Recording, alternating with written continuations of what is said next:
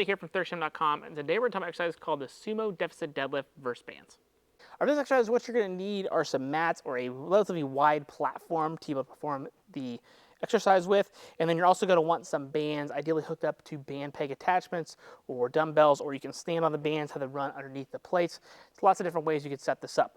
Now, I've got one mat here for each foot of my sumo deadlift. You can do this for having this anywhere from 1 to 3 inches is kind of the norm. Sumo deadlift is a little bit harder to create that deficit, being able to get in that position than it is the conventional deadlift.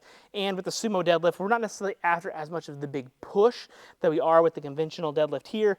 With the sumo deadlift, we're still wanting to wedge and create that push, but it's not as reliant with the sumo deadlift because it's so much more hip dominant versus a conventional deadlift. We do actually have to use our quads a little bit to be able to create that push off the floor. So keep that in mind. It's why I like kind of 1 or 2 mats in my personal preference for this exercise. Anything more than that, I feel we start to lose some of the specificity of what makes this variation so great to help your sumo deadlift.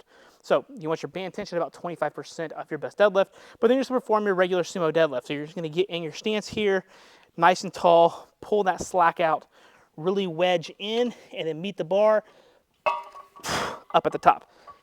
Okay, so again, create some space, nice and tall, slack out, knees out, go. So notice that one little 3/4 inch deficit or so isn't anything major, but it's enough that I can tell that I'm having to focus on my hip mobility and really wedge in and create a little bit more tension that I normally wouldn't have to do without the mats.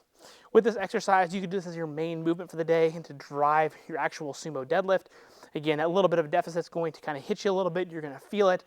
However, the band tension is going to make it nice and smooth, having to make you focus on keeping that on the bar close, but meeting the barbell at the top with your hips the entire time through that bigger range of motion. The other option here is you can perform this as your dynamic effort method or speed work, performing singles or doubles with 40 to 50% on average as fast as you possibly can, pulling it, continuing to work on that technique aspect. And this is something that I definitely got from the Westside Barbell guys, Louis Simmons. This is a great variation to drive up your deadlift with the dynamic effort method. And that one small change of just the mat is a way to mix up the monotony of constantly just doing speed pulls. If you got any questions, let me know in the comment section below. Thanks. Have a great day.